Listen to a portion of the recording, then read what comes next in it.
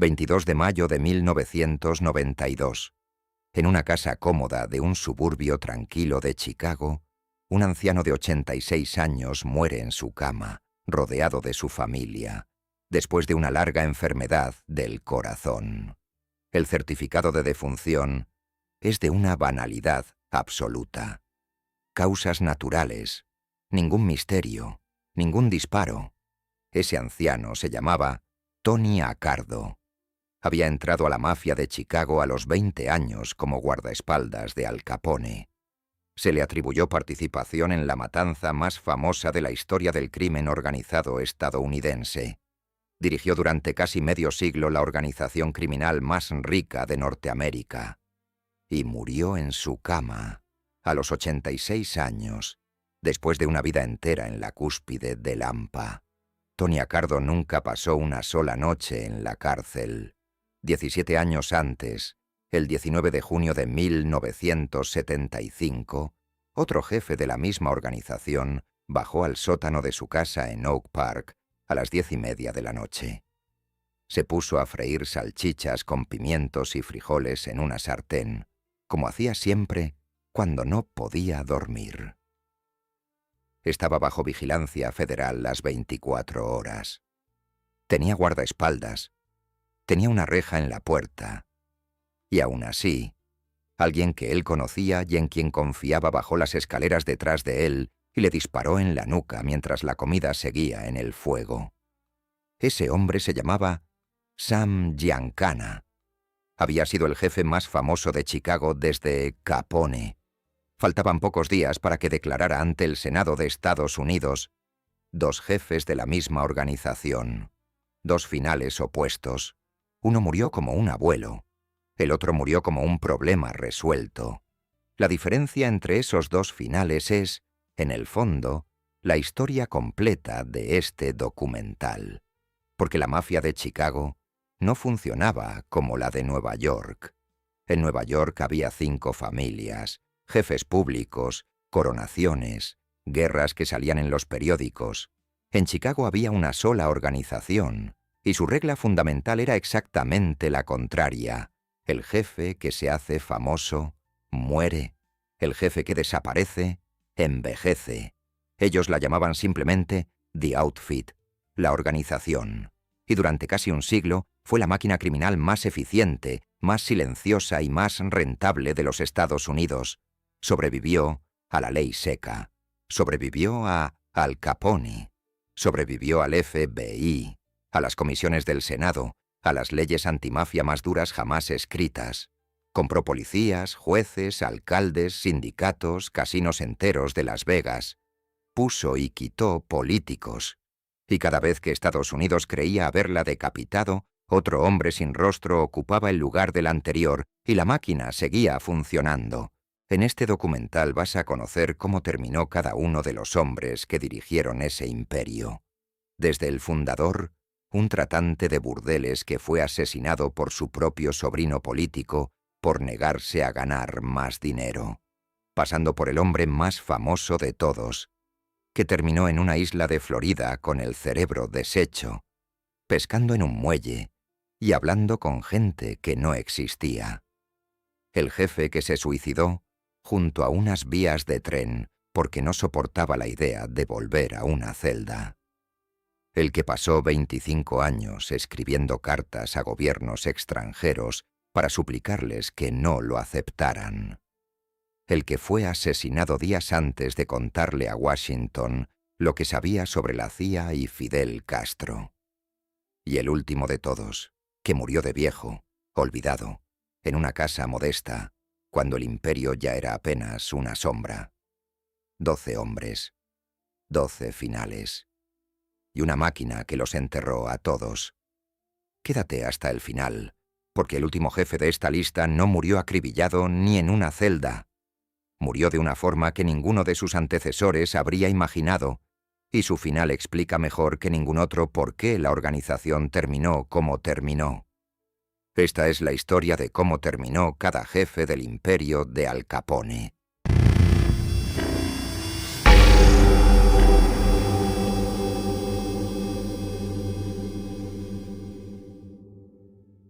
Para entender por qué Chicago produjo la mafia más duradera de Estados Unidos, hay que entender qué clase de ciudad era Chicago a comienzos del siglo XX.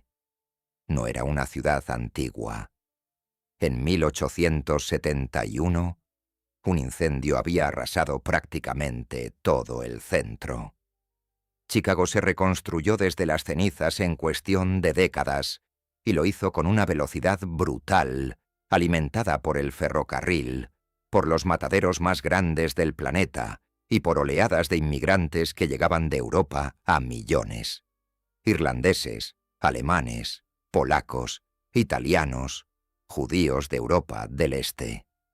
Llegaban sin nada, hablando idiomas que nadie entendía, y se apiñaban en barrios donde la policía entraba poco y la ley importaba menos.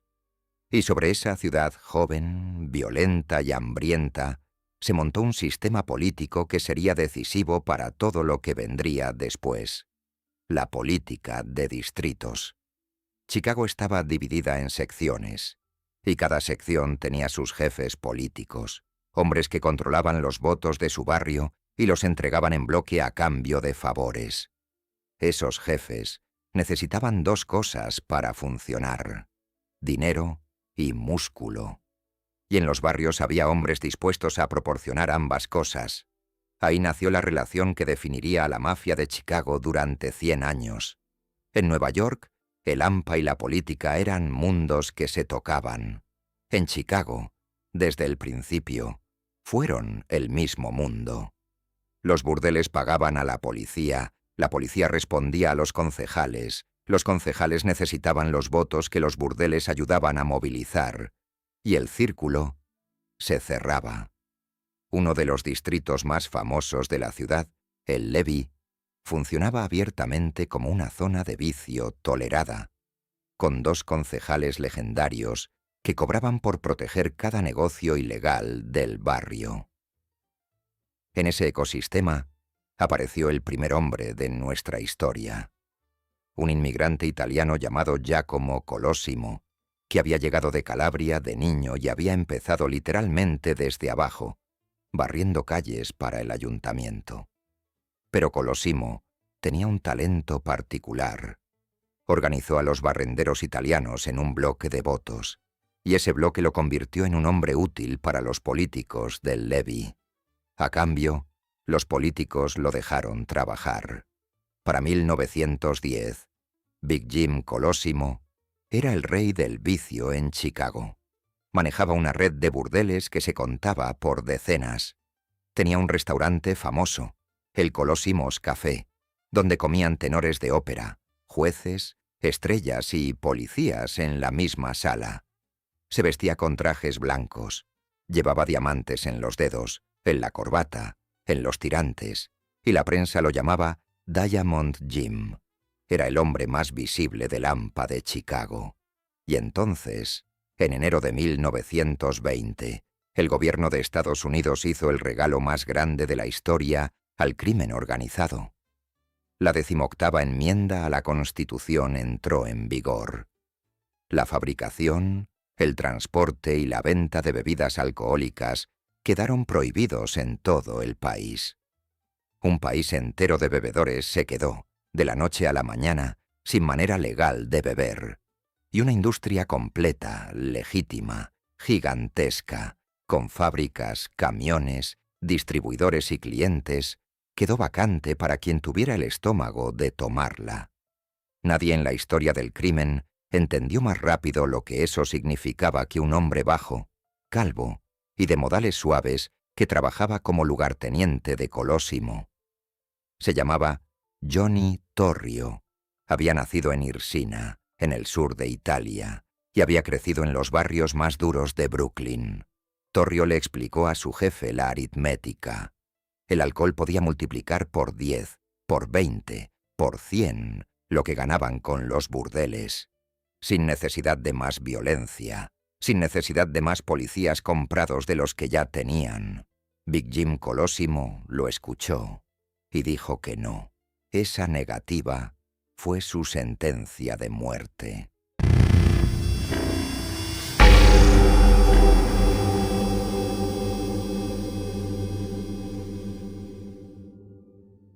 Hay una pregunta que los historiadores del crimen se han hecho durante un siglo. ¿Por qué un hombre tan ambicioso como Colosimo rechazó el negocio más rentable que jamás se le había puesto delante? La respuesta más repetida tiene que ver con una mujer. En 1920, Big Jim tenía 40 y tantos años y llevaba más de una década casado con Victoria Moresco, la mujer que le había abierto la puerta al negocio de los burdeles. Pero Colosimo se había enamorado de una cantante joven llamada Dale Winter, una muchacha del mundo del teatro, culta, elegante, ajena por completo al hampa. Se divorció de Victoria en marzo de ese año. Se casó con Dale semanas después. Y quienes lo conocían dijeron después que el hombre había cambiado. Estaba distraído, feliz, obsesionado con su nueva vida, hablando de retirarse del vicio y dedicarse al restaurante y a la carrera de su esposa. En un negocio donde la ambición es la única moneda, un jefe satisfecho es un jefe peligroso. Peor todavía, es un jefe que estorba.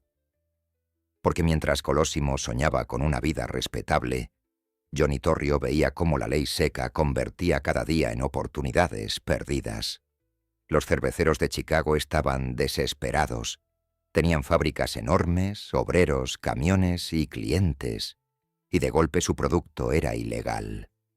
Torrio entendió que podía asociarse con ellos, mantener las fábricas produciendo en secreto y quedarse con la distribución. La cerveza sería el oro líquido de la década. Solo hacía falta que el jefe diera la orden. El jefe no la dio. El 11 de mayo de 1920, Colosimo recibió una llamada. Le avisaron que un cargamento importante llegaría a su café esa tarde y que debía estar presente para recibirlo. Big Jim fue. Entró a su propio restaurante, que a esa hora estaba prácticamente vacío, y esperó en el vestíbulo. El cargamento nunca llegó. Un hombre salió de un guardarropa a su espalda y le disparó en la cabeza. Lo encontraron tirado en el suelo de su propio local, con los diamantes puestos. Tenía 48 años.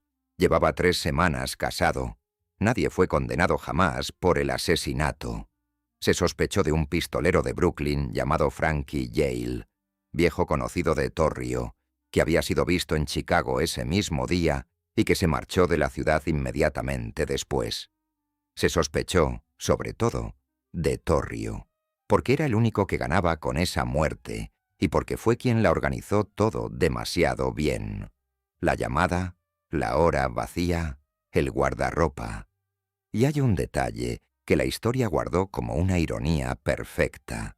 En el funeral de Big Jim Colosimo, un funeral multitudinario al que asistieron jueces, concejales y cantantes de ópera, quien lloró más fuerte, quien recibió los pésames como un familiar y quien organizó el homenaje al muerto fue precisamente Johnny Torrio.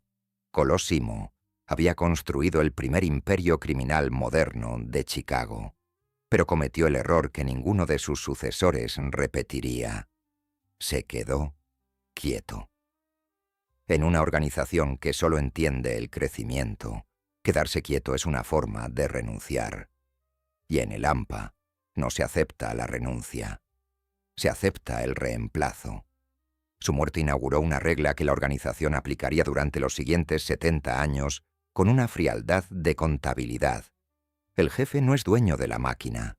El jefe es una pieza de la máquina y las piezas se cambian. Big Jim fue el primero. No sería ni de lejos el último. Hay algo más en la muerte de Colosimo que conviene subrayar, porque marca el nacimiento de un estilo. En Nueva York, los cambios de mando en el AMPA solían venir acompañados de guerras largas, bandos, alianzas rotas y decenas de cadáveres. En Chicago, el primer cambio de mando de la historia moderna se resolvió con una llamada telefónica, una hora bien elegida y un solo disparo. Un muerto. 0 guerra. 0 titulares prolongados.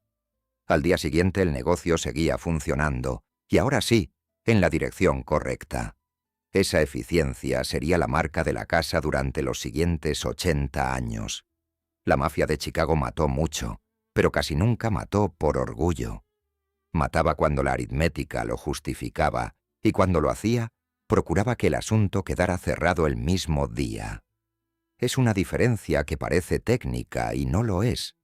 Las organizaciones que matan por honor se destruyen a sí mismas, porque el honor no tiene límite. Las que matan por cálculo duran generaciones.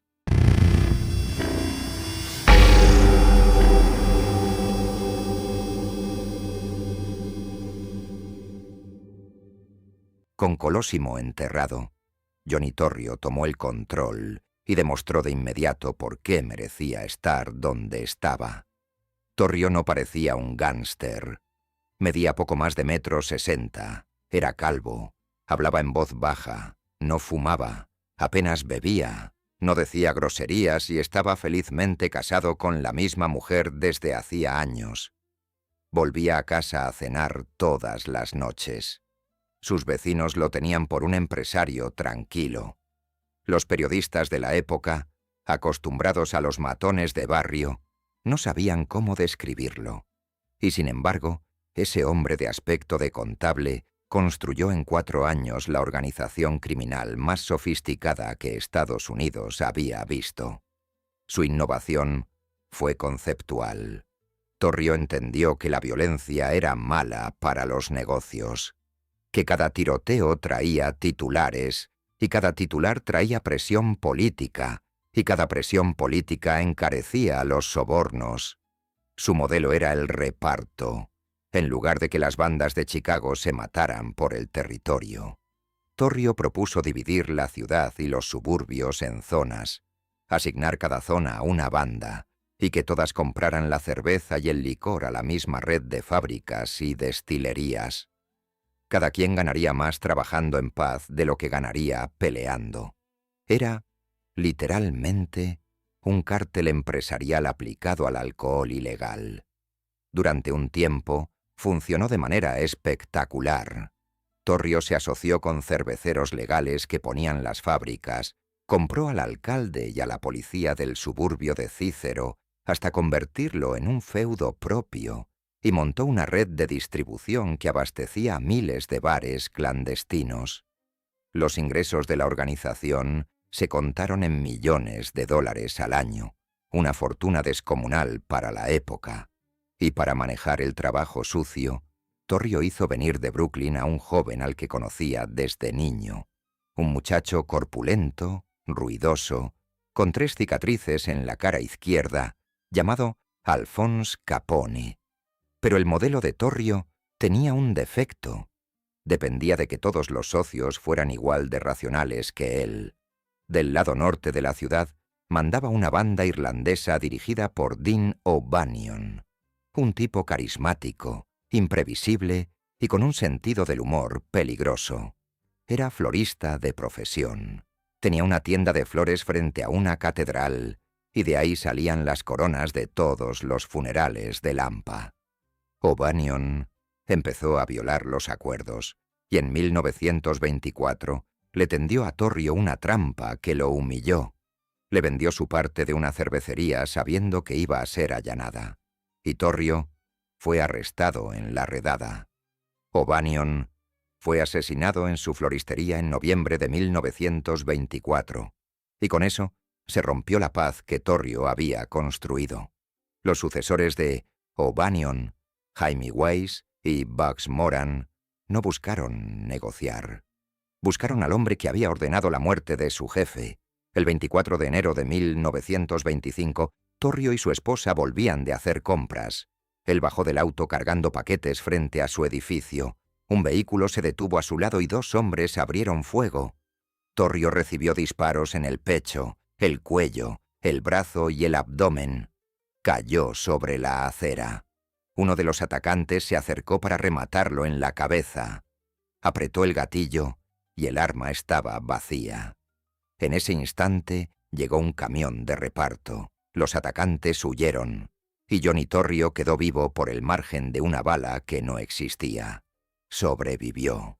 Pasó semanas en el hospital, custodiado por hombres armados, y ahí, en esa cama, tomó la decisión más inteligente que ningún jefe de Chicago tomaría jamás. Se fue. Cumplió una condena corta pendiente en la cárcel del condado, con la celda acondicionada a su gusto, y al salir hizo algo sin precedentes. Llamó a Al Capone. Le entregó la organización completa, las rutas, los contactos, los políticos comprados, y le dijo que era todo suyo. Después se fue de Chicago. Vivió en Italia una temporada, regresó a Brooklyn y pasó el resto de su vida como asesor, como consultor del AMPA, opinando cuando le preguntaban y sin dirigir nada. En 1939 fue condenado por evasión de impuestos y cumplió 2 años. Fue el último problema serio que tuvo con la ley. El 16 de abril de 1957, Johnny Torrio estaba sentado en la silla de una barbería de Brooklyn esperando un corte de pelo, cuando sufrió un ataque al corazón. Murió pocas horas después en el hospital. Tenía 75 años. La noticia de su muerte tardó 3 semanas en aparecer en la prensa, porque a nadie se le ocurrió avisar. El hombre que había inventado el crimen organizado moderno en Chicago se fue del mundo sin que nadie lo notara. Vale la pena detenerse en la magnitud de lo que ese hombre pequeño y silencioso construyó, porque suele quedar tapado por la sombra de su sucesor. Torrio no inventó el contrabando de alcohol, lo industrializó. Antes de él, el AMPA estadounidense funcionaba como una colección de bandas de barrio que se peleaban por esquinas. Él introdujo la idea de territorio negociado, de proveedor común, de política comprada de forma sistemática y no ocasional, y sobre todo la idea de que el crimen organizado debía comportarse como una industria, con márgenes, socios y planificación. Los historiadores del crimen suelen señalar que el modelo que Torrio diseñó en Chicago a comienzos de los años 20 es, en esencia, el mismo que la Comisión de Nueva York adoptaría formalmente una década después. Cuando Lucky Luciano y sus socios organizaron las 5 familias bajo un consejo que repartía territorios y evitaba guerras, estaban aplicando, con otro nombre, lo que un hombre calvo de Brooklyn ya había puesto en marcha en el Medio Oeste. Torrio, de hecho, fue consultado por esa nueva generación en más de una ocasión. Nunca pidió un puesto, nunca quiso uno. Ese anonimato no fue un accidente, fue su obra maestra. Torrio comprendió antes que nadie una verdad que sus sucesores tardarían décadas en aprender, y que a varios les costaría la vida. En este negocio, la fama no es un premio, es una lápida con el nombre puesto por adelantado. Y el hombre al que le entregó las llaves del imperio estaba a punto de demostrarlo mejor que nadie en la historia.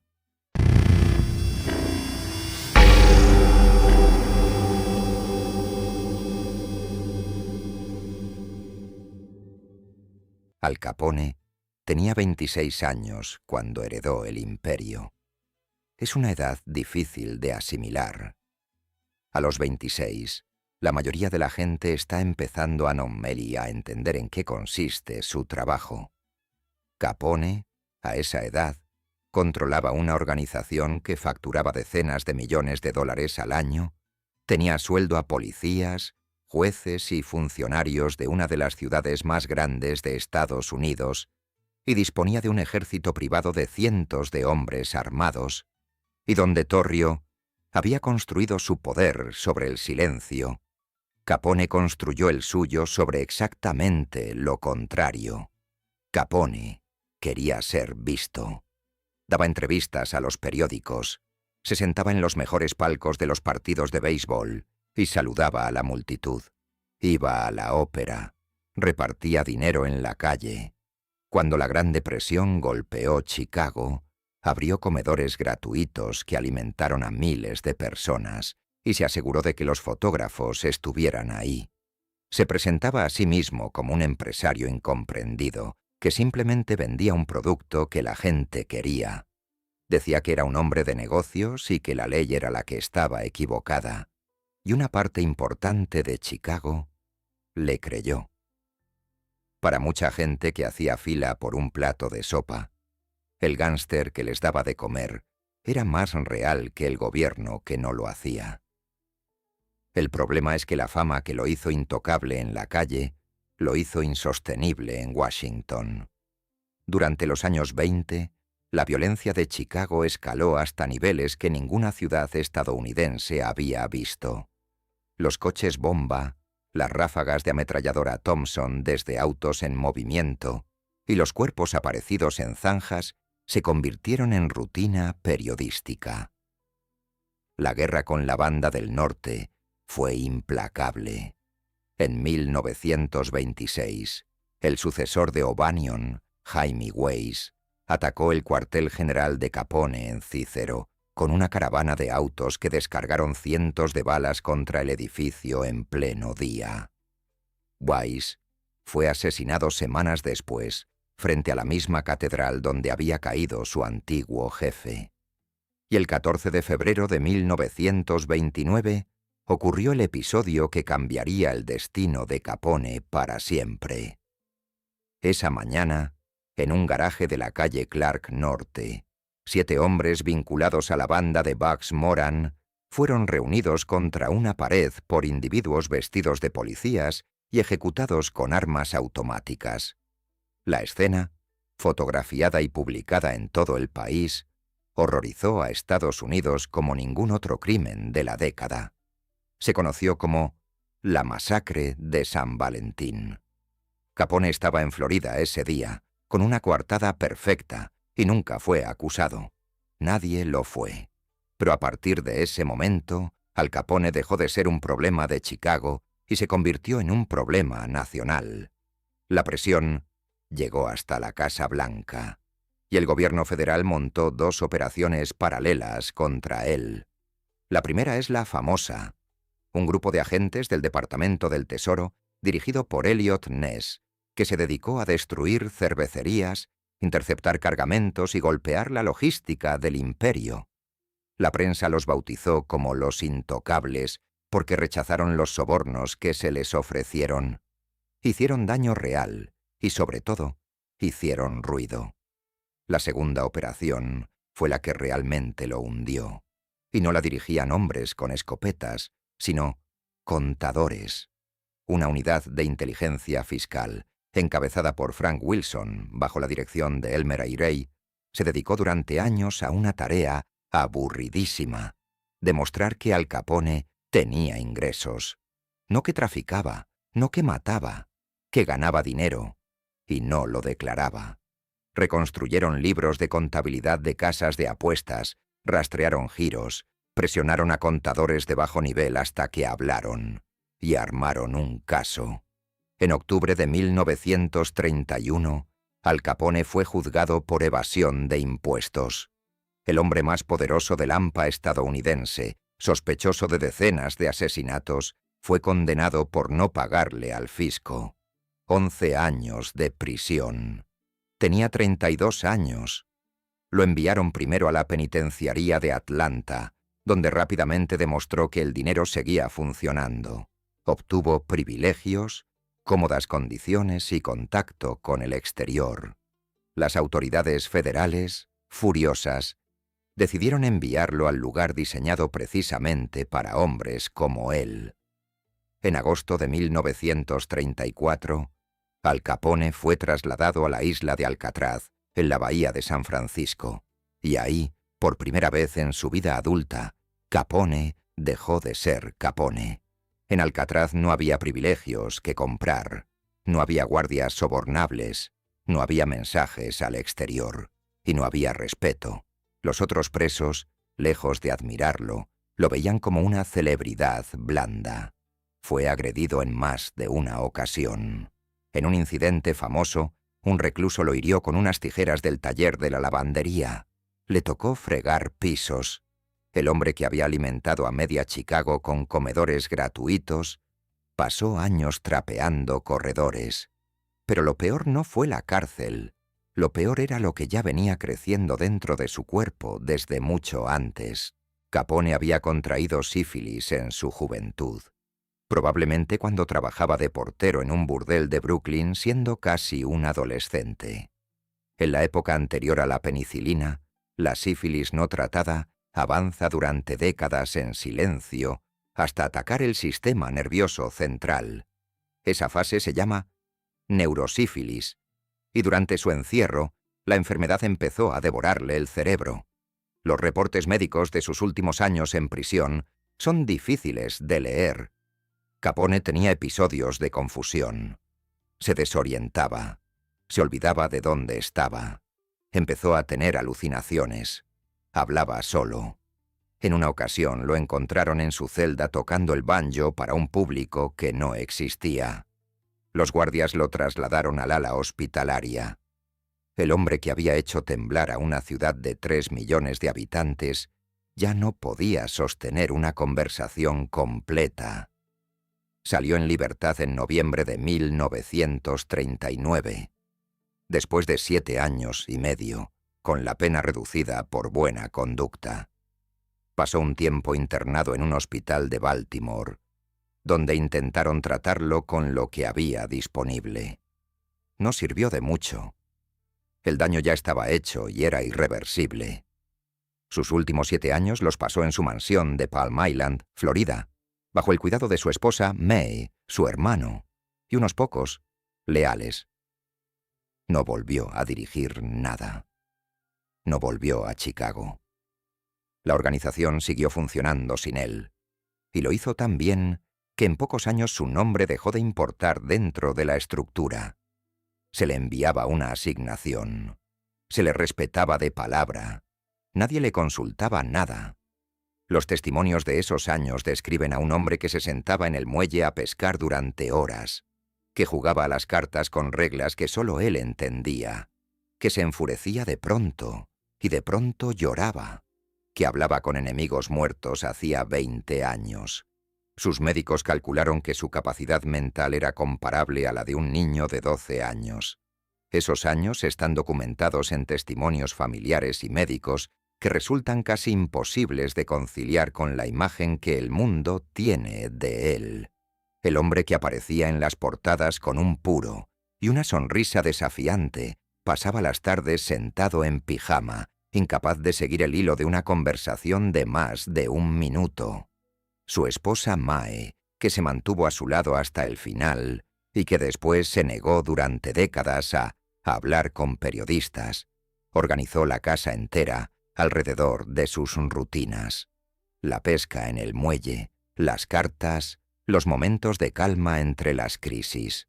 Hay un detalle que la prensa de la época recogió y que dice más que cualquier análisis. Capone creía, en sus últimos meses, que seguía habiendo hombres tratando de matarlo. Daba instrucciones a personas que no estaban en la habitación. Se sobresaltaba con los ruidos del jardín. El hombre que había ordenado más muertes de las que nadie podrá contar, terminó sus días con un miedo permanente y sin poder explicarle a nadie de qué tenía miedo. Y mientras tanto, a 1500 kilómetros de ahí, la organización que él había hecho famosa vivía sus mejores años. Nunca facturó tanto como en la década en que su fundador simbólico ya no sabía en qué ciudad estaba. El 25 de enero de 1947, después de un derrame cerebral, una neumonía y un paro cardíaco, Al Capone murió en su cama en Florida. Tenía 48 años, exactamente la misma edad que tenía Big Jim Colosimo cuando lo mataron en su restaurante. Su funeral fue discreto. Se pidió que no hubiera flores. La organización mandó representación, pero ningún jefe importante asistió en persona. Habría sido malo para los negocios. Y ahí está la lección más brutal de esta historia. A Al Capone no lo derrotó Elliot Ness. No lo derrotó Bugs Moran. No lo derrotó ningún rival del AMPA. Lo derrotaron un contador con paciencia y una enfermedad contraída a los 19 años en un burdel de Brooklyn. Se hizo el hombre más famoso de América, y esa fama le costó primero la libertad y después el imperio. Los hombres que vinieron después de él aprendieron esa lección de memoria. Y por eso, durante los siguientes 60 años, casi ningún estadounidense sería capaz de nombrar a un solo jefe de la mafia de Chicago. La máquina había entendido algo definitivo. No necesitaba una cara. De hecho, funcionaba mucho mejor sin ninguna.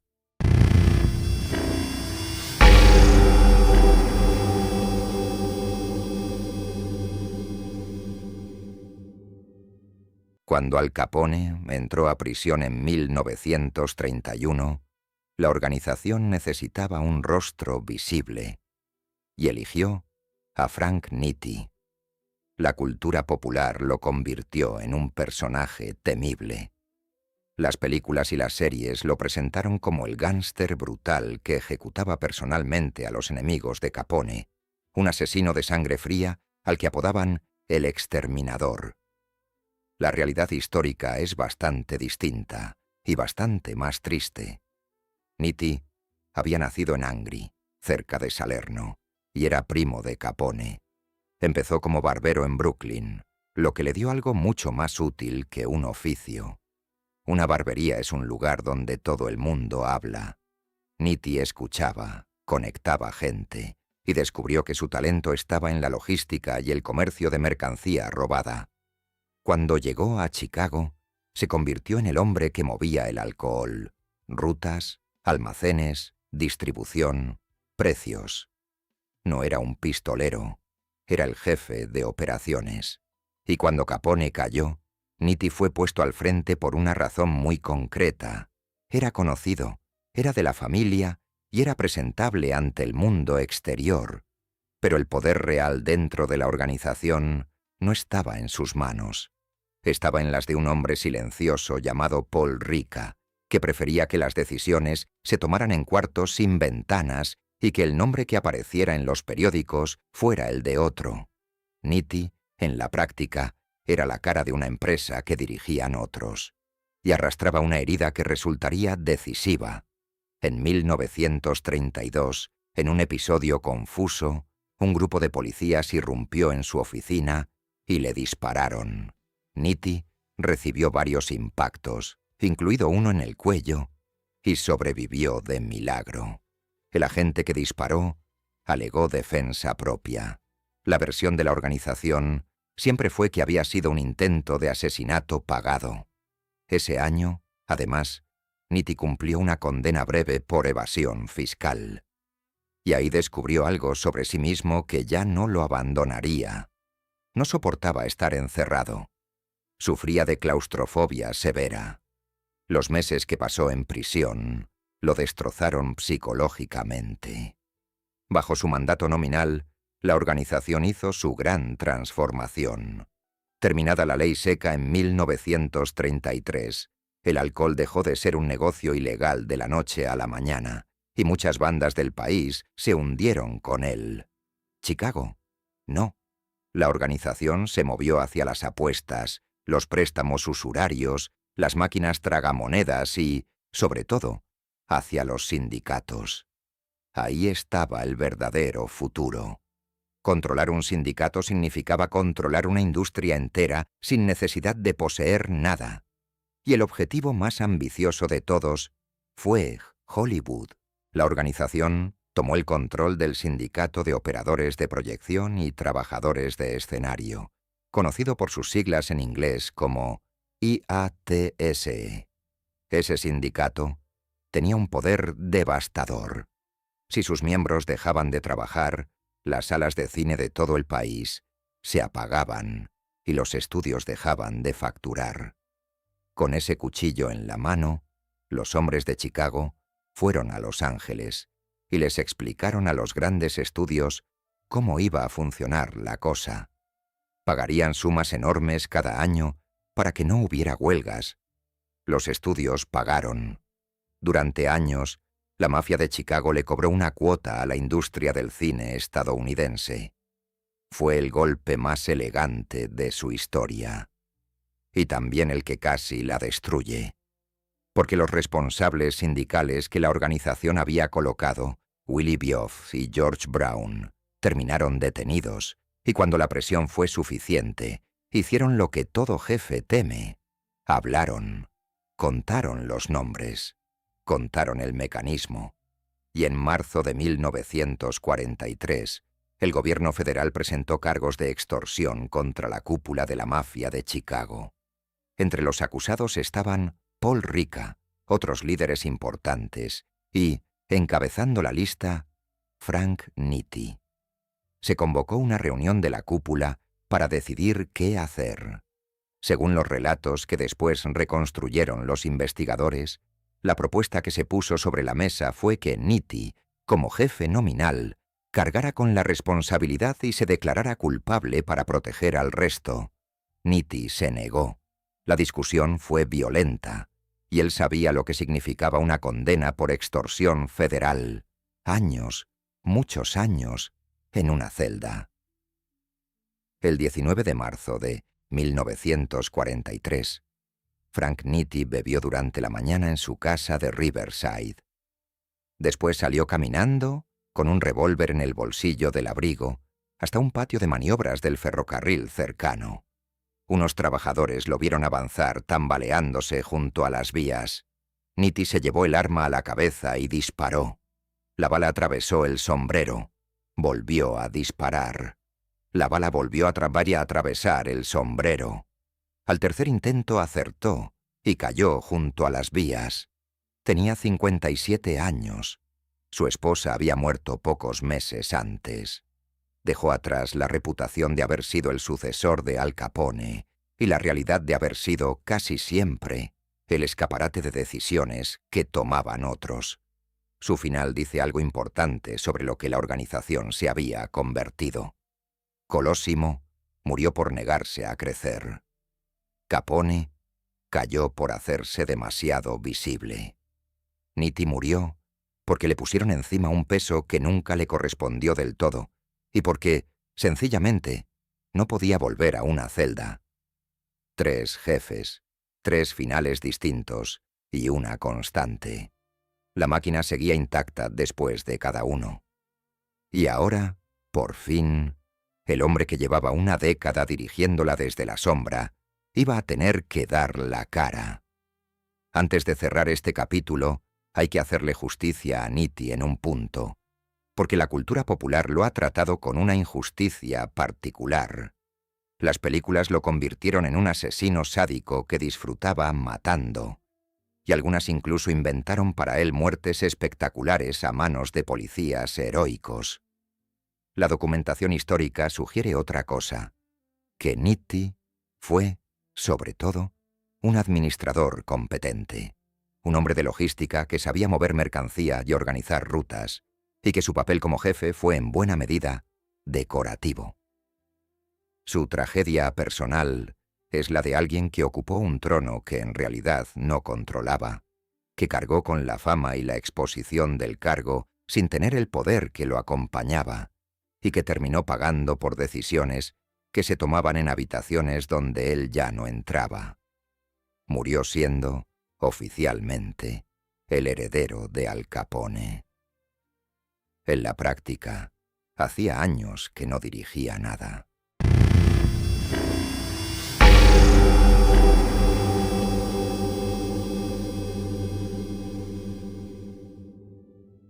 Paul Ricca es probablemente el jefe más importante de la historia de la mafia de Chicago, del que casi nadie ha oído hablar. Y eso, en su lógica, era la definición exacta del éxito. Había nacido en Nápoles como Felice de Lucia. Su historia de origen es la clave de todo lo que vendría después. Siendo muy joven, mató a un hombre en un asunto vinculado a su hermana. Cumplió condena por ello, y al salir mató al testigo principal que lo había acusado.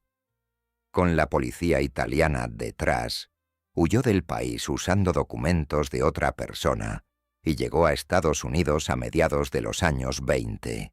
Se instaló en Chicago con un nombre nuevo y consiguió trabajo de mesero en un restaurante vinculado a Lampa.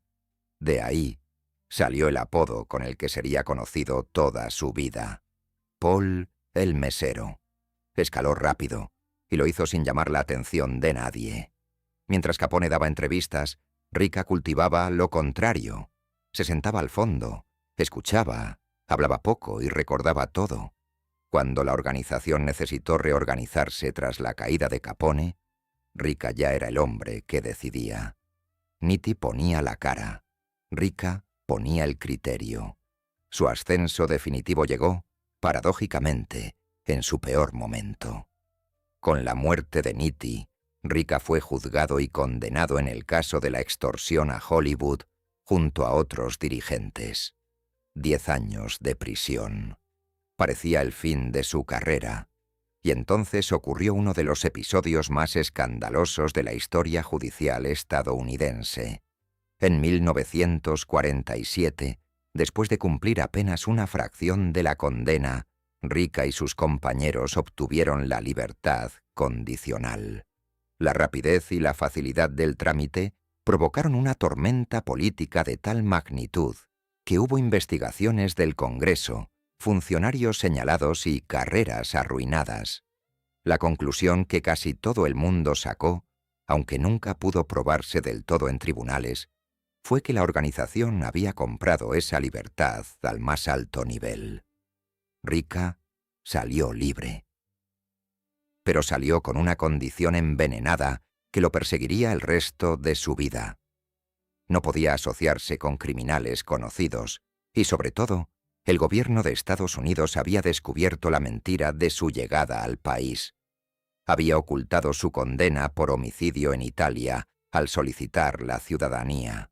Eso hacía su naturalización fraudulenta y, por lo tanto, revocable. En 1957 le retiraron la ciudadanía estadounidense y a partir de ahí empezó lo que probablemente sea el capítulo más extraño de esta historia. El gobierno quería deportarlo. El problema técnico de una deportación es que hace falta un país que acepte al deportado. Italia se negó. Había una condena pendiente allá y ninguna intención de recibirlo. Estados Unidos empezó entonces a buscar alternativas, consultando a decenas de gobiernos alrededor del mundo para ver si alguno aceptaba admitirlo. Y Rica contraatacó con una idea genial en su absurdo. Según lo documentado por los investigadores que siguieron el caso, se dedicó a escribirles a esos gobiernos por su cuenta, adjuntando recortes de prensa sobre su propio historial criminal, básicamente diciéndoles: «Este soy yo, esto es lo que dicen de mí, piénsenlo bien antes de aceptarme». Ningún país quiso recibirlo. Así, durante más de una década y media, Paul Rica vivió en un limbo jurídico perfecto. Era oficialmente deportable y prácticamente indeportable. Cada cierto tiempo, el gobierno reactivaba el expediente. Cada cierto tiempo sus abogados lo frenaban, y mientras tanto él seguía viviendo en su casa de River Forest, en los suburbios acomodados de Chicago, recibiendo visitas y opinando sobre los asuntos de la organización. Porque eso es lo esencial. Aunque nunca volvió a figurar como jefe operativo, Rica siguió siendo, hasta el final, una de las 2 o 3 voces que decidían en Chicago.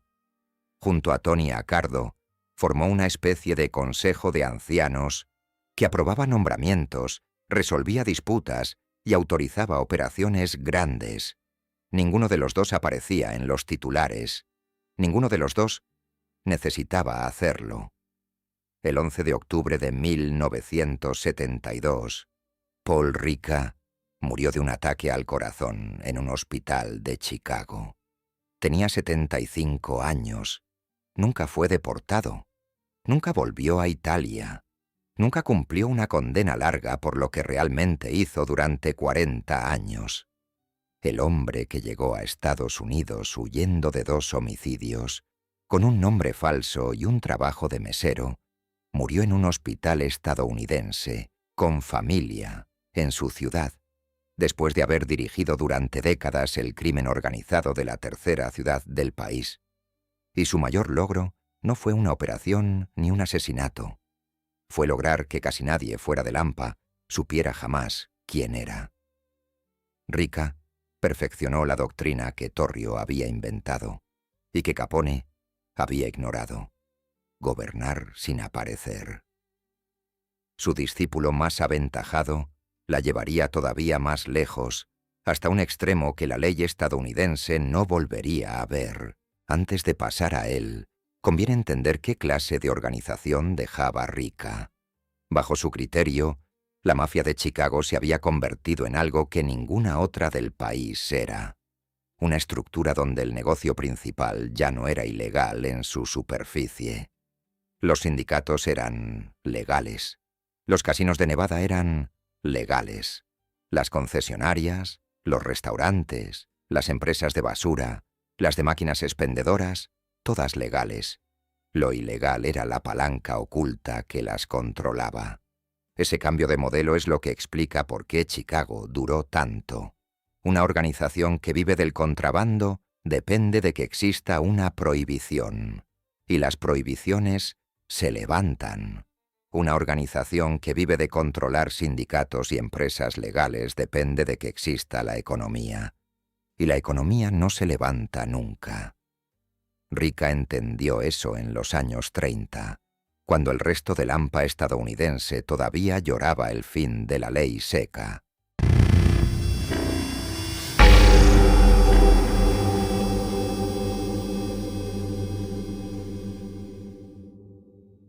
Si esta historia tuviera un ganador, sería Tony Accardo. Nació en Chicago en 1906, hijo de un zapatero siciliano. Dejó la escuela a los 14 años y a los 20 ya trabajaba para la organización, en el círculo de guardaespaldas de Al Capone. Existe una anécdota famosa sobre el origen de su apodo, Joe Butters, que se refiere al uso de un bate de béisbol en un episodio de violencia especialmente brutal contra unos traidores. La anécdota es imposible de verificar con rigor y probablemente fue creciendo con los años, pero circulaba dentro del Lampa y cumplía su función. Nadie quería comprobar si era cierta. También se le vinculó, sin que jamás se probara, con la masacre de San Valentín. Es decir, Accardo empezó donde empezaban todos, en el trabajo sucio. Lo que lo hizo distinto fue lo que aprendió mirando. Accardo vio de cerca el ascenso y la caída de Al Capone. Vio a un hombre rodeado de periodistas, aplaudido en los estadios, fotografiado en la ópera, y vio cómo esa misma exposición lo llevó a Alcatraz. Vio a Nitti destrozado por el peso de ser la cara pública, y sacó una conclusión que aplicaría con una disciplina casi religiosa durante los siguientes 50 años. El poder real no necesita reconocimiento. Cuando Rica fue a prisión, Accardo tomó el mando operativo, y bajo su liderazgo, la organización vivió su era dorada. Su modelo era el de una corporación descentralizada. Chicago y sus alrededores se dividieron en zonas, cada una con su jefe local responsable de las apuestas, los préstamos, las máquinas y la recaudación. Ese dinero subía por la estructura, y una parte volvía hacia abajo en forma de protección legal y política. La organización dejó de comprar policías de a uno para comprar sistemas enteros, comisarías de suburbios completos, tribunales, oficinas de licencias. Y, sobre todo, siguió profundizando en los sindicatos, donde el dinero era limpio, constante y difícil de rastrear. Y luego estaba Las Vegas. Chicago fue una de las organizaciones que financió y controló casinos en la Nevada de mitad de siglo, y desarrolló el mecanismo que se conocería como el scheme, el desvío del dinero en efectivo de las salas de conteo antes de que quedara registrado en los libros, millones de dólares que nunca existieron oficialmente, transportados a mano hacia el Medio Oeste. Era el negocio perfecto, un casino legal, con licencia estatal, que producía dinero invisible. Accardo gobernó todo eso, y lo hizo aplicando una regla personal que sus subordinados conocían de memoria. Nada de titulares, nada de excesos públicos, nada de guerras si se puede negociar, y una disciplina absoluta con el dinero. Al que robaba a la organización, no se le perdonaba. Hubo un episodio, en 1978, que ilustra esa regla mejor que cualquier explicación. Un grupo de ladrones entró a robar en la casa de Accardo en River Forest mientras él estaba fuera de la ciudad. No se llevaron gran cosa. El problema era simbólico. Alguien había violado la casa del jefe. En los meses siguientes, varios hombres vinculados a ese robo fueron apareciendo muertos, uno tras otro, en circunstancias que la prensa de Chicago siguió con morbo durante todo un año. Accardo, por supuesto, nunca fue acusado de nada, pero el mensaje quedó grabado en el AMPA de la ciudad durante una generación. Y aquí está el dato que convierte a Accardo en una figura única en la historia criminal de Estados Unidos. En más de 70 años de vida delictiva, en la cúspide del crimen organizado, investigado por el FBI durante décadas, citado a comisiones del Senado, sospechoso de participar en algunos de los episodios más violentos del siglo, Tony Accardo no pasó una sola noche en la cárcel. Tuvo problemas, claro.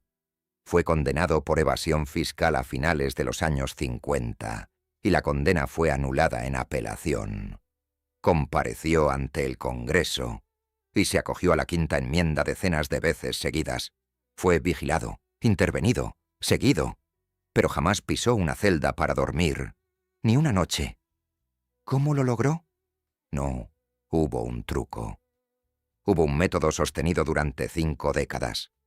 Accardo no daba órdenes directas, usaba capas de intermediarios, de modo que entre él y cualquier acto delictivo hubiera siempre 3 o 4 personas. Pagaba a los mejores abogados del país y los consultaba antes, no después.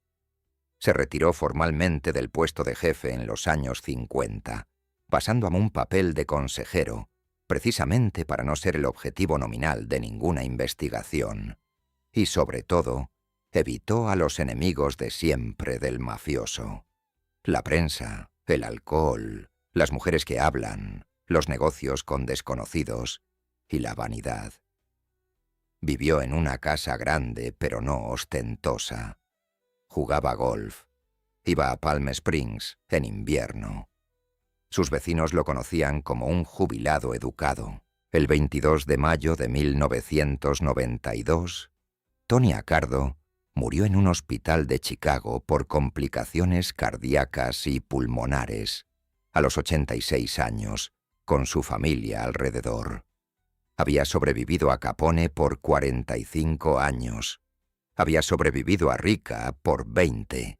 Había visto morir, caer o pudrirse en la cárcel a prácticamente todos los jefes de su generación en todo el país.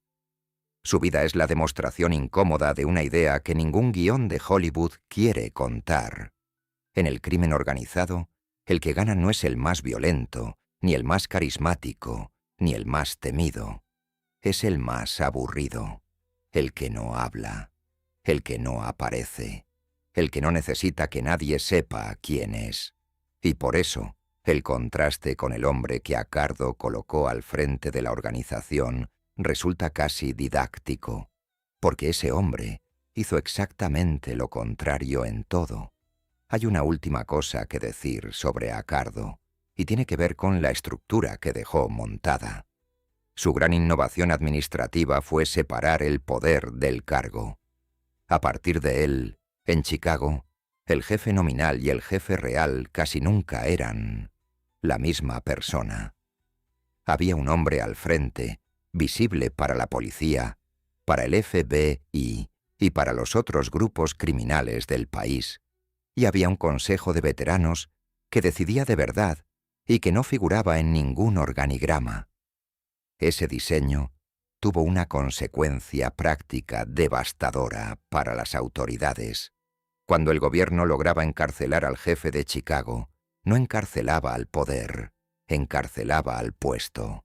La estructura seguía intacta, El consejo nombraba a otro, y la investigación de años que había derribado a un hombre no había tocado a la organización. Nueva York, con sus jefes formales y sus jerarquías públicas, fue mucho más vulnerable a las leyes antimafia precisamente porque su estructura era legible.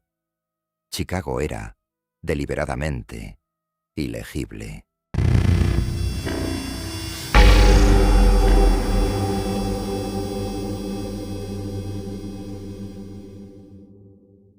Salvatore Giancana nació en Chicago en 1908, en un barrio italiano durísimo, hijo de un vendedor ambulante siciliano.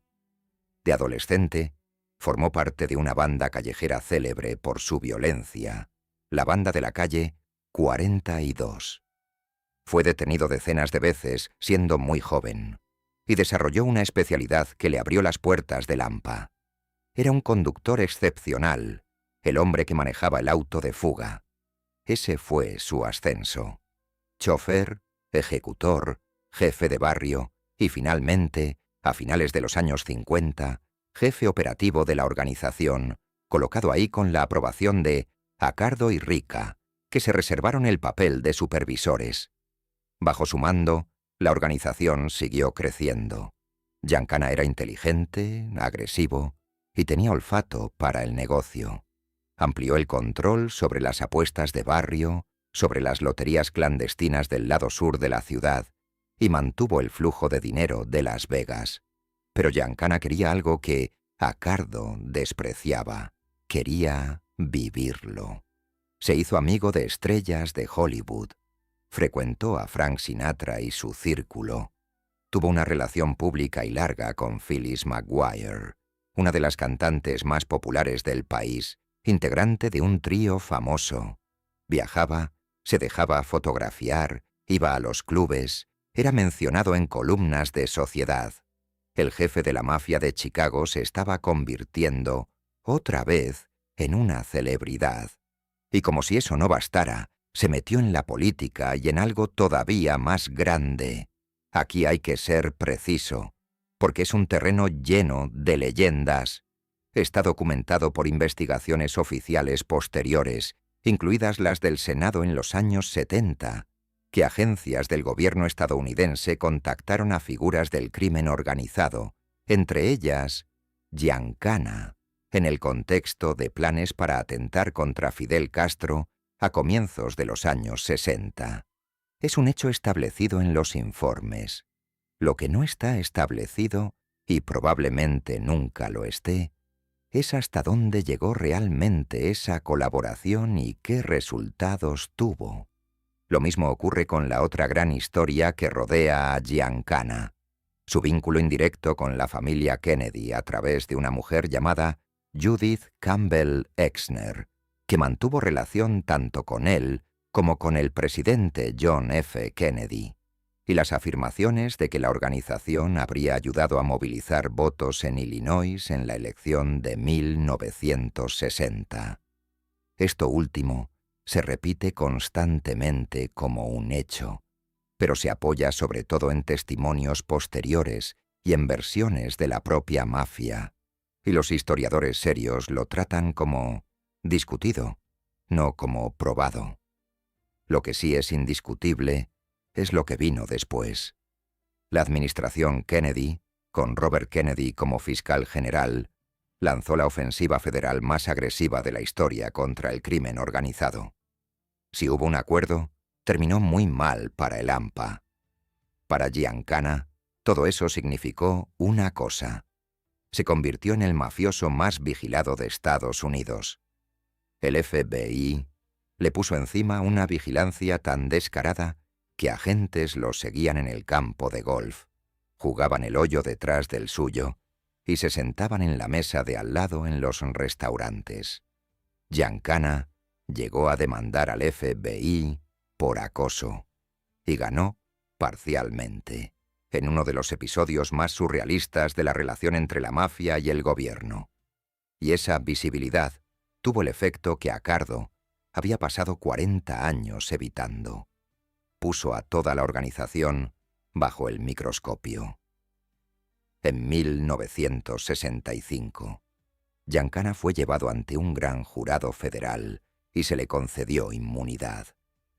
La inmunidad es una trampa perfecta. Si te la conceden, ya no puedes negarte a declarar acogiéndote a tu derecho a no autoincriminarte, porque legalmente ya no puedes incriminarte. Giancana se negó igual, y por negarse, fue encarcelado por desacato. Pasó alrededor de un año en prisión. Cuando salió, en 1966, la cúpula ya había decidido que era un pasivo. Giancana se marchó de Estados Unidos y se instaló en México, donde vivió cómodamente durante años, manejando negocios internacionales y manteniéndose lejos del foco. En julio de 1974, las autoridades mexicanas lo detuvieron y lo expulsaron. Regresó a Chicago sin poder, sin puesto y con 2 amenazas encima: la del gobierno, que volvía a citarlo, y la de su propia organización, que no sabía qué hacer con él, porque Estados Unidos había cambiado. Tras el escándalo de Watergate, el Senado había creado un comité para investigar los abusos de las agencias de inteligencia, conocido como el Comité Church. Y ese comité quería saber, entre otras cosas, todo sobre los planes contra Castro y sobre los contactos entre la CIA y el crimen organizado. Giancana era uno de los testigos clave. Ya había hablado con investigadores en junio de 1975 y estaba programado para comparecer. El 19 de junio de 1975, Sam Giancana estaba en su casa de Oak Park. Se había sometido recientemente a una cirugía de vesícula y estaba convaleciente. Esa noche, después de las 10, bajó al sótano, donde tenía una cocina, y se puso a preparar salchichas con pimientos, espinacas y frijoles. Alguien bajó las escaleras detrás de él. Le dispararon una vez en la nuca con una pistola calibre 22 equipada con silenciador. Cuando cayó, el atacante lo giró y le disparó varias veces más por debajo de la barbilla, atravesándole la boca. En el AMPA, ese patrón se lee como una firma. Es el disparo que se le hace al que habla. No hubo señales de que forzaran la entrada. La comida seguía en la sartén. Giancana tenía guardaespaldas y vigilancia federal intermitente, y aún así alguien entró, bajó al sótano y salió sin que nadie viera nada. La conclusión de los investigadores fue inmediata y nunca cambió. Fue alguien de confianza, alguien a quien él mismo dejó pasar. El caso jamás se resolvió. Nadie fue acusado. Las teorías se dividieron desde el primer día entre 2 hipótesis: que lo mató la organización para impedir que hablara ante el Senado, o que lo mataron para impedir que hablara de otras cosas. Faltando pocos días para su declaración, la coincidencia fue demasiado grande para no alimentar sospechas durante medio siglo. Sam Giancana tenía 67 años. Fue el jefe más famoso de Chicago desde Al Capone, y murió exactamente como Accardo llevaba 40 años advirtiendo que se moría, en el suelo de su propia casa, por ser demasiado conocido, demasiado hablador y demasiado incómodo. 2 hombres, la misma organización, la misma década. Uno murió en su cama a los 86, el otro en un sótano, junto a una sartén encendida. Y no es que Giancana no supiera la regla. La sabía perfectamente, se había formado bajo los mismos hombres, había visto lo que le pasó a Capone, había escuchado los sermones de Accardo sobre la discreción durante años. La rompió a conciencia. Lo que probablemente ocurrió es lo que le ocurre a mucha gente que llega muy alto después de haber tenido muy poco. Quiso disfrutar del lugar al que había llegado. Quiso que se supiera. Después de una infancia de pobreza y una juventud de detenciones, la posibilidad de cenar con estrellas de cine y salir en las columnas de Sociedad debió parecerle la culminación de todo, y no una sentencia. La organización, en cambio, lo leyó exactamente al revés. Para Accardo y Rica, Cada fotografía de Giancana con una celebridad era un riesgo operativo. Cada titular era un fiscal nuevo y cada gesto de vanidad era un cálculo que alguien más tendría que pagar. En algún momento, para la máquina, Giancana dejó de ser un jefe y pasó a ser un costo. La máquina no tiene rostro y por eso nunca muere.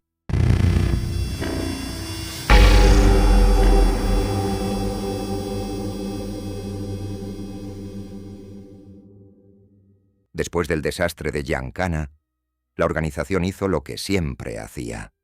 Volvió al manual. Nada de estrellas. Nada de columnas de sociedad. Al frente pusieron a un hombre que no podía ser más distinto de su predecesor. Joseph Ayupa era conocido como Joey Doves, un apodo que venía de un episodio absurdo. Fue procesado por transportar palomas cazadas ilegalmente cruzando la frontera de un estado a otro. Ese era exactamente el tipo de figura que la cúpula quería. Ayupa venía de Cícero, el viejo feudo de Capone, donde llevaba décadas manejando apuestas, tragamonedas y clubes nocturnos.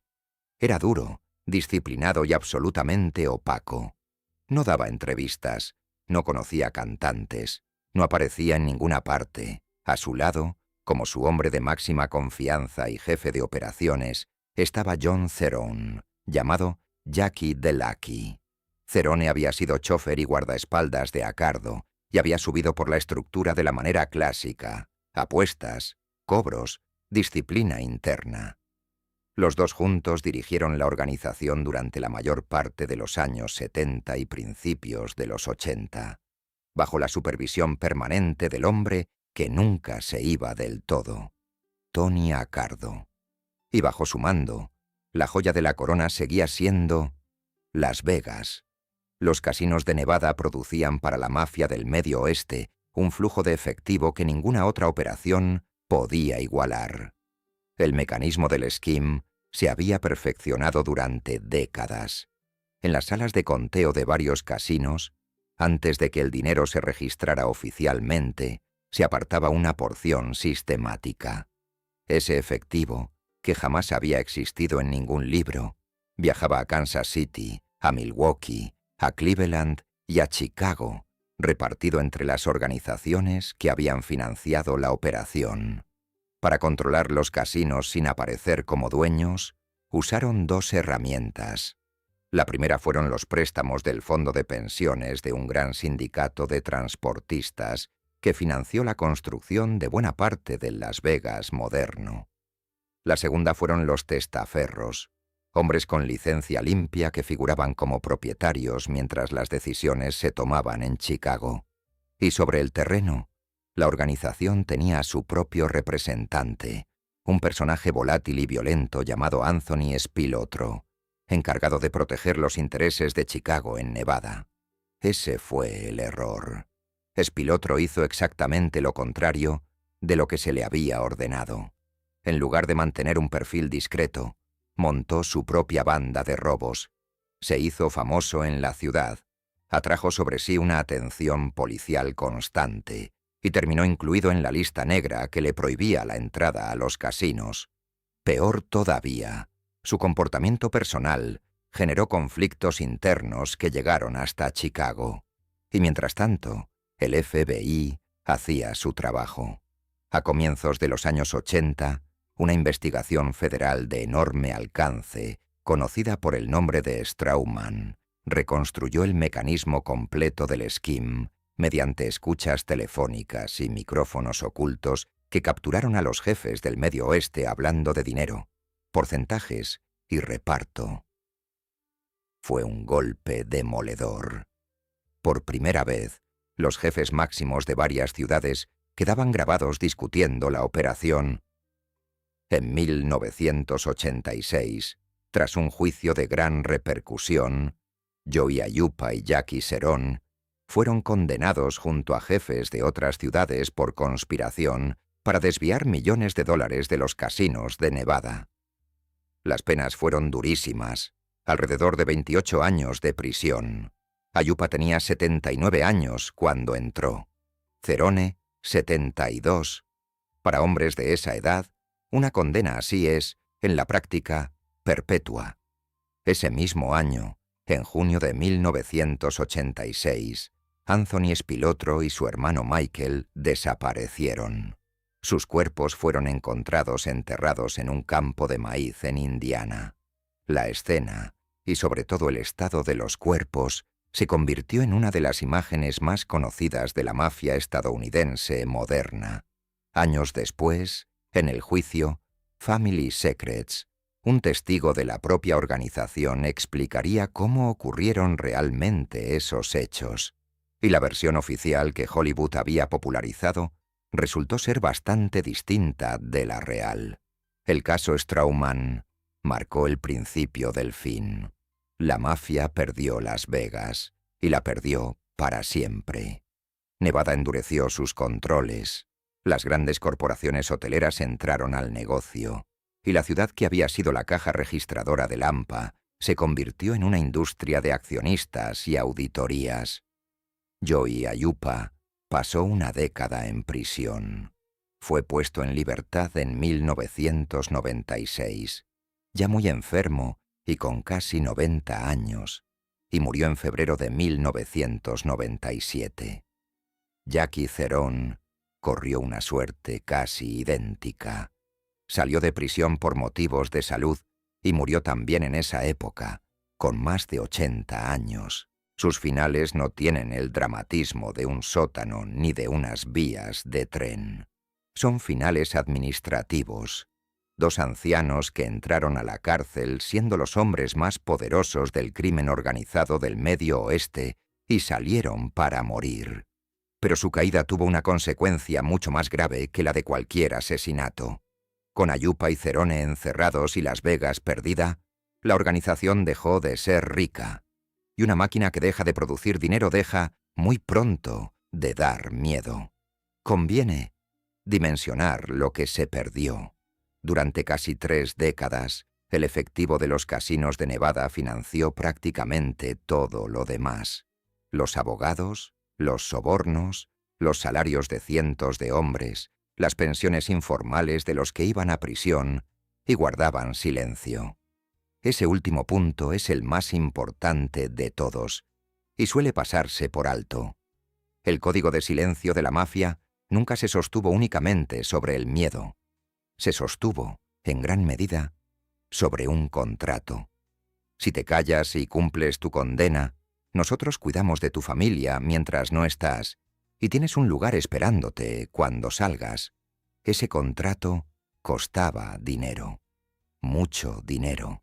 Y cuando el flujo de Las Vegas se cortó, el contrato empezó a incumplirse. Hombres que entraron a prisión confiando en que sus familias estarían cubiertas, descubrieron que no lo estaban. Otros salieron y encontraron que su lugar ya no existía. 20 años después, cuando los fiscales fueron a buscar arrepentidos en Chicago, encontraron por primera vez terreno fértil. La traición que hundió a la organización en el siglo XXI se sembró, sin que nadie lo notara, el día en que se perdieron los casinos.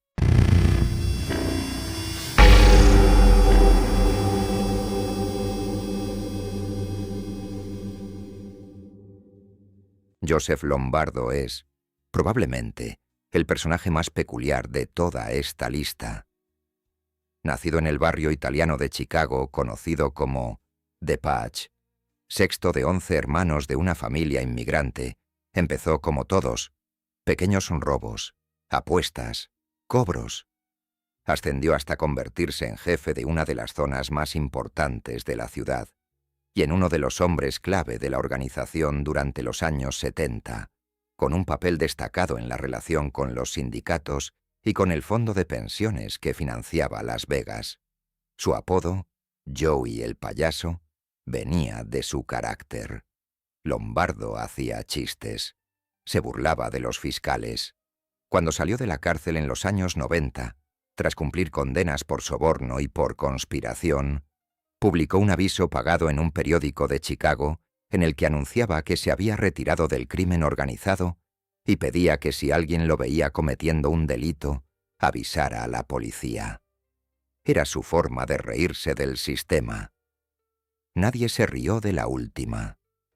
Durante décadas, la mafia de Chicago se había apoyado en una ventaja que ninguna otra ciudad tuvo con tanta solidez. Sus miembros no hablaban. En Nueva York, un arrepentido tras otro se sentó a declarar desde los años 80. En Chicago, prácticamente nadie. El código se sostenía. Y entonces llegó una carta. En 1998, un preso llamado Frank Calabrese Jr. le escribió al FBI desde la cárcel donde cumplía condena junto a su propio padre, Frank Calabrese Sr., uno de los ejecutores más temidos de la organización. El hijo se ofreció a colaborar. No lo hizo por dinero ni por una reducción de pena. Lo hizo, según su propio testimonio, porque estaba convencido de que su padre iba a terminar matando a su hermano y destruyendo a toda la familia. Frank Calabrese Jr. empezó a grabar a su padre en el patio de la prisión, conversaciones enteras en las que el viejo, orgulloso, le contaba a su hijo cómo se hacían las cosas, cómo se estrangulaba, a quién se había matado y por qué. Fue el material más devastador que las autoridades habían conseguido jamás sobre la mafia de Chicago. Y luego ocurrió algo todavía más grande. Nicolás Calabrese, hermano de Frank Sr. y ejecutor él mismo, decidió también cooperar. Se convirtió en el primer miembro reconocido de la organización en testificar contra ella en un juicio de esa magnitud. Un hombre que había participado personalmente en asesinatos se sentó a explicarlos uno por uno. El resultado fue el caso Family Secrets, presentado en 2005 y juzgado en 2007. La acusación no era solo por asociación ilícita. Incluía 18 asesinatos sin resolver que se remontaban a los años 70. Entre los acusados estaban Frank Calabrese Sr., James Marcello, un expolicía llamado Anthony Doyle y Joseph Lombardo. Lombardo, fiel a su estilo, se fugó antes del arresto y pasó varios meses escondido. Cuando finalmente lo capturaron en enero de 2006, llevaba una barba larga que le tapaba media cara. En el juicio, su defensa fue que llevaba décadas retirado y para probarlo recordó su famoso anuncio en el periódico. Los jurados escucharon las grabaciones y el testimonio de Nicolás Calabrese. En 2007 fue declarado culpable. En 2009 fue sentenciado a cadena perpetua. Tenía 80 años. Frank Calabrese Sr. también recibió cadena perpetua y murió en prisión en 2012. James Marcello recibió cadena perpetua. La cúpula operativa de la organización quedó, por primera vez en su historia, desmantelada por dentro y por sus propios miembros. Joseph Lombardo murió el 19 de octubre de 2019 en un centro penitenciario federal, a los 90 años. Había pasado la última década de su vida en prisión, tras un juicio que se sostuvo, en última instancia, sobre las palabras de un hijo que traicionó a su padre para salvar a su hermano. Family Secrets fue mucho más que un juicio. Fue el momento en que la organización perdió la única cosa que verdaderamente la había hecho distinta de las demás. El silencio. Chicago había sobrevivido a la ley seca, a Alcatraz, a Kennedy, a las escuchas, a la pérdida de Las Vegas. No sobrevivió a que sus propios hombres se sentaran a hablar. Y hay una dimensión humana en ese juicio que va más allá del crimen organizado. Frank Calabrese Jr. declaró en la sala mirando a su padre.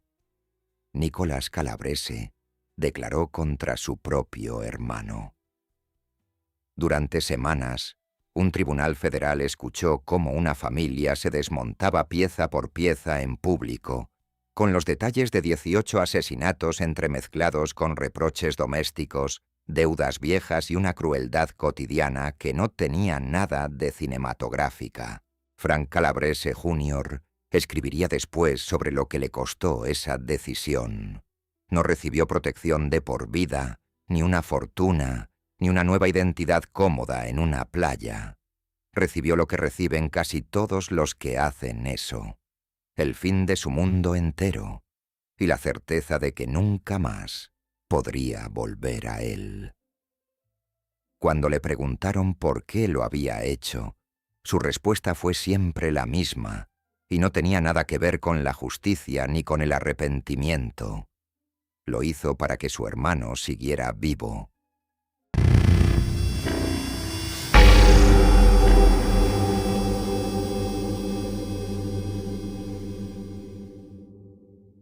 Entre la caída de Ayupa en 1986 y el juicio Family Secrets de 2007, hubo un periodo intermedio del que casi nadie habla. Es la etapa en la que la organización, ya herida, intentó seguir funcionando como si nada hubiera cambiado. El primero de esos jefes fue Samuel Carlisi, conocido como Wings, un apodo que venía de sus años como chofer y hombre de confianza de Ayupa. Era el que iba y venía, el que llevaba los mensajes. Carlisi era un hombre de la vieja escuela, formado bajo Accardo, disciplinado y discreto. Tomó el mando a finales de los años 80, cuando el panorama ya era completamente distinto al que habían conocido sus maestros. Las Vegas estaba perdida. Los sindicatos estaban bajo intervención federal. Las leyes antimafia permitían procesar a un jefe por los delitos de sus subordinados. Y el FBI ya no era el organismo torpe de los años 50. Tenía micrófonos, informantes y décadas de conocimiento acumulado.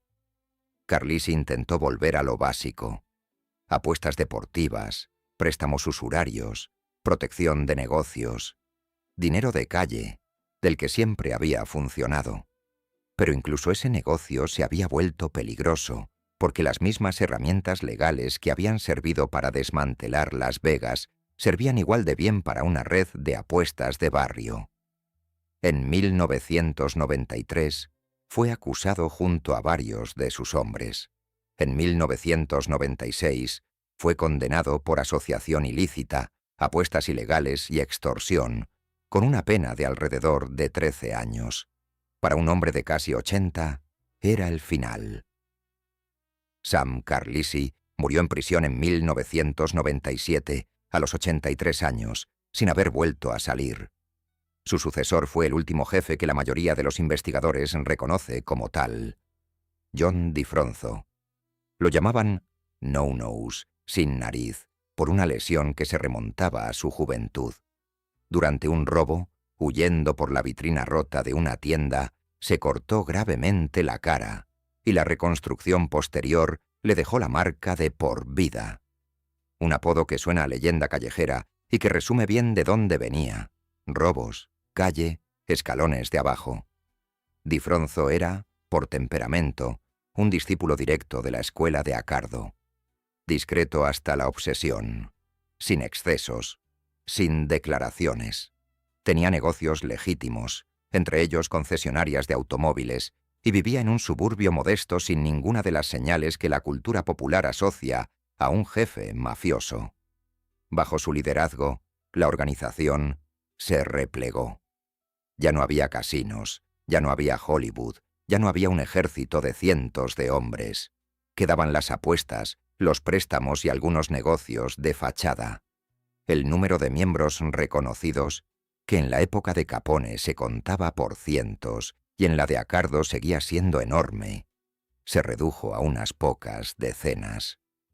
La organización pasó de ser un imperio a ser una empresa familiar en decadencia.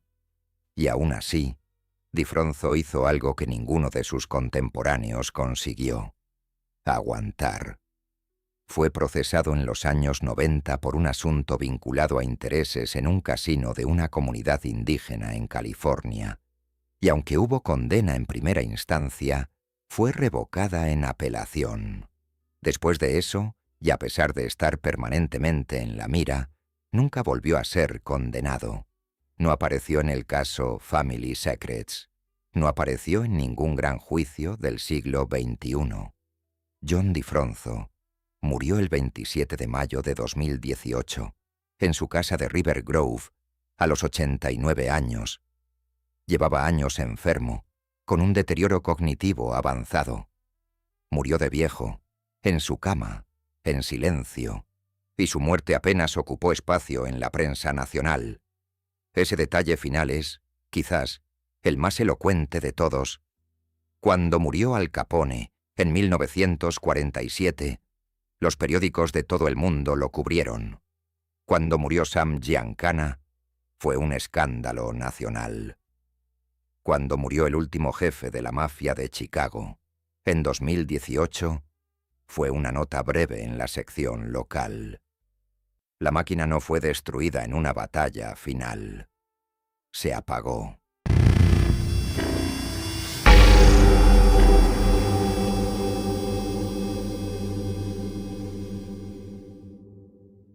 Doce hombres dirigieron el imperio que Al Capone hizo famoso. Vale la pena verlos juntos, uno detrás de otro, porque sólo así se entiende lo que realmente cuenta esta historia. Big Jim Colosimo murió asesinado en su restaurante por negarse a crecer. Johnny Torrio sobrevivió a 5 disparos, entregó el imperio y murió de viejo en la silla de una barbería, tan olvidado que la prensa tardó 3 semanas en enterarse. Al Capone murió a los 48 años en Florida con el cerebro destruido, hablando con muertos. Frank Nitti se disparó junto a unas vías de tren porque no soportaba la idea de otra celda. Paul Ricca pasó 25 años impidiendo que lo deportaran y murió de un infarto sin haber salido nunca del país. Tony Accardo murió en su cama a los 86 años, sin haber pasado una sola noche en la cárcel. Sam Giancana fue ejecutado en el sótano de su casa días antes de declarar ante el Senado. Joey Aiuppa y Jackie Cerón entraron a prisión con casi 80 años y salieron solo para morir. Joey Lombardo murió a los 90 en una celda federal, hundido por el testimonio de 2 hombres de su propia organización. Sam Carlisi murió en prisión. Y John DiFronzo, el último, murió de viejo en un suburbio, con la mente yaída y la organización reducida a una sombra. Si buscas el patrón, ahí está, y es incómodo. Los jefes que murieron peor fueron los que se hicieron famosos. Colosimo con sus diamantes, Capone con sus entrevistas, Giancana con sus estrellas de cine. Los 3 terminaron destruidos, cada uno a su manera. Los que murieron mejor fueron los que nadie reconocía por la calle. Torrio, Ricca, Accardo, DiFronzo. Ninguno de ellos tuvo una película que lo hiciera legendario, y precisamente por eso llegaron a viejos. En una organización criminal, la fama no es poder. La fama es un expediente que se abre. ¿Y qué queda hoy de la mafia de Chicago? Mucho menos de lo que la gente imagina, y algo más de lo que las autoridades quisieran. Los investigadores federales estiman que la organización todavía existe como estructura reducida, con unas pocas decenas de miembros y algunas actividades tradicionales. Apuestas deportivas, préstamos, participación en algunos negocios. No hay casinos, no hay estudios de cine, no hay un jefe reconocido con la autoridad de un Accardo. Es una sombra funcional de lo que fue. Y lo que la mató no fue una sola cosa. Fue la suma de 3. La primera, la ley. Las herramientas legales creadas en los años 70 permitieron procesar la estructura completa en lugar de delito por delito, y eso cambió la matemática del negocio para siempre. La segunda, el dinero. Cuando se perdió Las Vegas, se perdió el flujo que sostenía todo lo demás. Una organización criminal sin ingresos extraordinarios se convierte con el tiempo en un grupo de hombres mayores cobrando deudas pequeñas. Y la tercera, la más importante, el silencio. Durante 80 años, Chicago fue la organización que no hablaba. Ese fue su verdadero secreto, más que la violencia o los sobornos. Y cuando un hijo grabó a su padre en el patio de una prisión, y cuando un ejecutor se sentó a declarar contra su propio hermano, ese secreto se acabó. y con él, la organización. Hay una última imagen que resume todo. En 1929, Al Capone controlaba una ciudad de 3 millones de habitantes. Tenía a sueldo a la policía y salía en las portadas del mundo entero. En 2018, el último jefe de esa misma organización murió de demencia en una casa modesta y la noticia ocupó unos pocos párrafos en un periódico local. Entre esas dos escenas hay 90 años, 12 jefes y una lección que todos ellos aprendieron demasiado tarde o demasiado bien. La máquina no tiene rostro y por eso los enterró a todos. Si te gustó este documental, en el canal encontrarás la historia completa de las 5 familias de Nueva York, los capos que siguieron mandando desde prisión y los imperios criminales más poderosos del mundo. Suscríbete y activa la campana, porque la próxima historia ya está en camino.